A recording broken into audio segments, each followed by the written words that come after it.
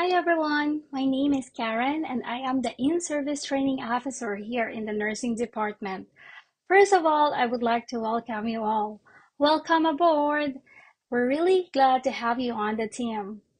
Today, we're diving into a fundamental skill every nurse should feel confident doing, the insertion of nasogastric tube. For this training session, I am using a blended teaching strategy that includes direct instruction, video demonstration, and guided discussion. I will be walking you through the key steps on nasogastric tube insertion and will also watch a clinical demonstration video to visually reinforce the technique. This combination helps cater to different learning style and ensure that you not only understand the procedure, but also recognize how it's applied in real patient care. Sounds good?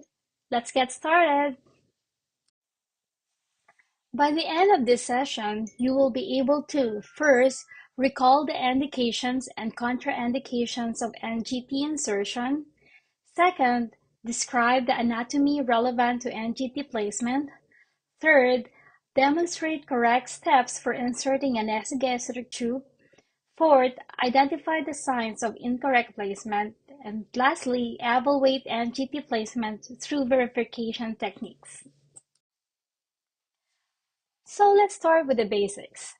A nasogastric tube, or NGT, is a soft plastic tube that goes through the nose down to the esophagus and into the stomach.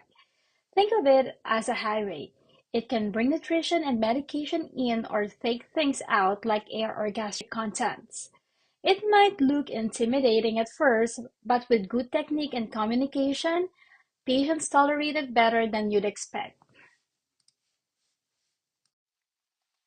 Now, before you reach for the tube, ask yourself, is this the right choice for this patient? Some common reasons we insert an NG tube include feeding, medication delivery, and relieving gastric pressure.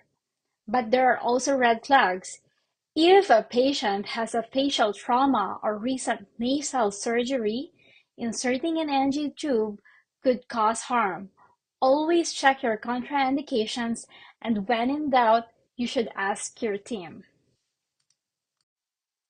Let's review the supplies needed.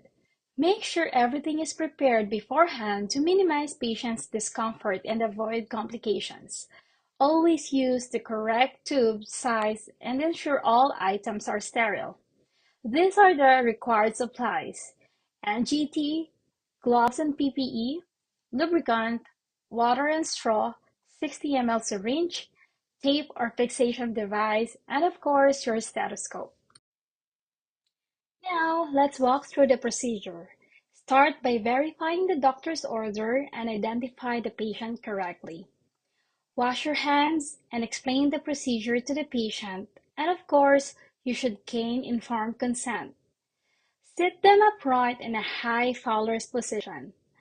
Measure the tube from the nose to the earlobe and then down to the xiphoid process.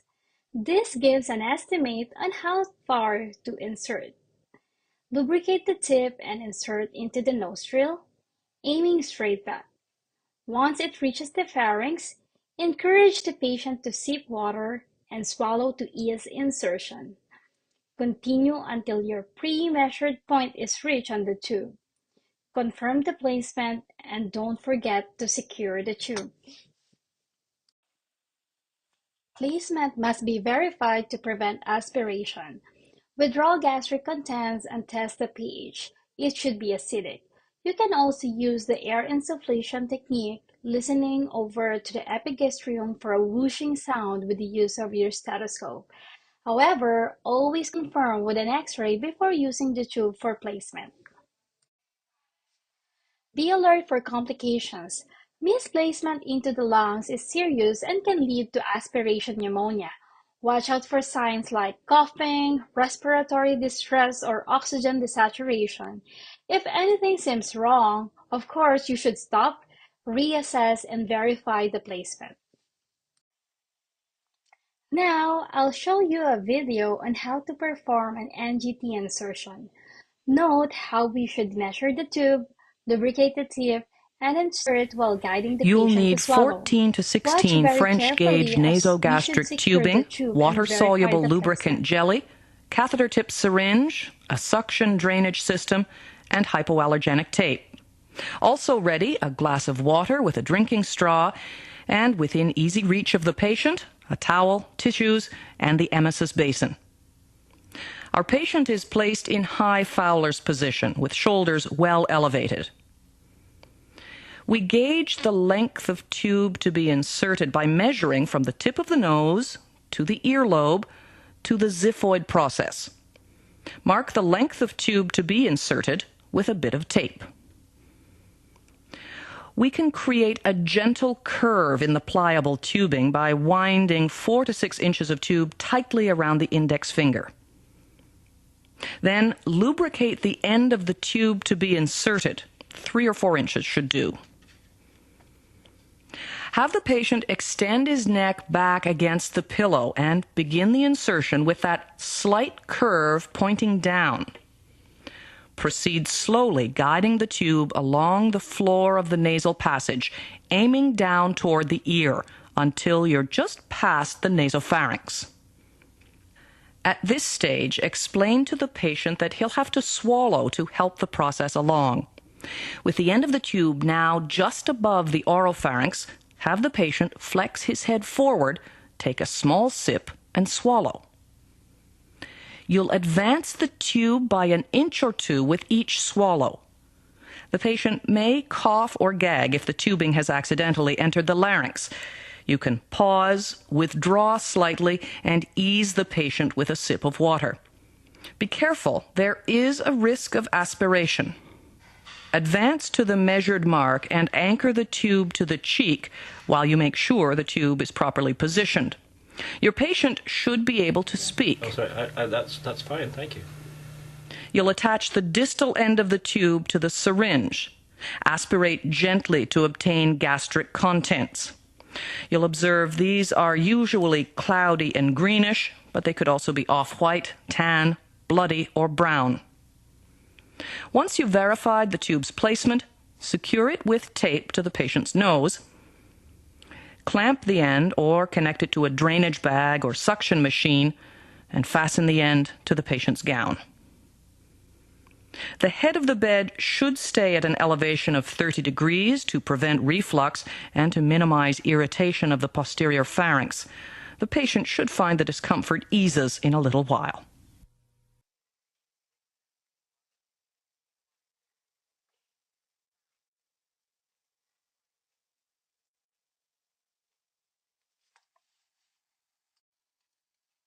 Once the tube is in, your job isn't done yet.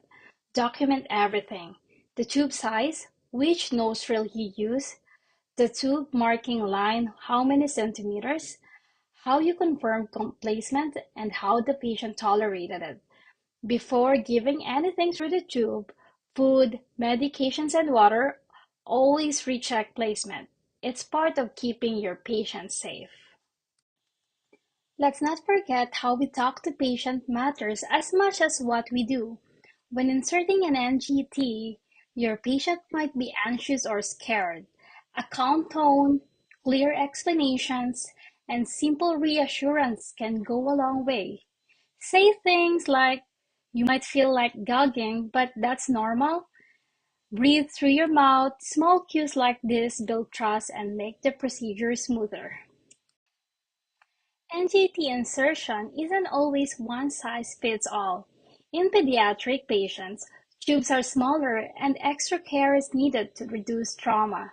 In the elderly, you may deal with more fragile nasal tissues or cognitively impaired patient, and always adapt your approach based on the patient's age, condition, and comfort level. Even after successful placement, your role as a nurse continues. Monitor for nausea, abdominal distension, and ensure the tube isn't displaced. Check tube placement before every feeding or medications. It is also good practice to rotate the fixation tape and inspect the nostrils for pressure ulcers regularly. Let's wrap things up with a quick knowledge check. Just 3 questions to see how much you've absorbed so far.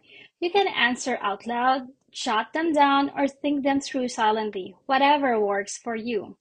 The first question is, what is the most reliable method to confirm NGT placement? Yes, that's right. An abdominal x-ray. It's considered the gold standard before using the tube for feeding or medications. Let's try the next one. What should you do if the patient starts coughing violently during insertion? Yes, correct. Stop the procedure immediately. It could mean the tube has entered the airway, and continuing could lead to aspiration. Let's go to the last one. How do you measure the correct length of the nasogastric tube before the insertion?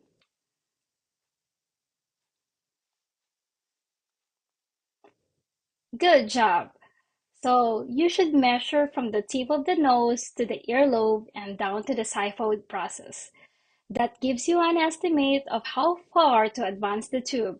Well done, everyone! These small checks help lock in the critical point and boost your confidence. You're getting closer to mastering this skill.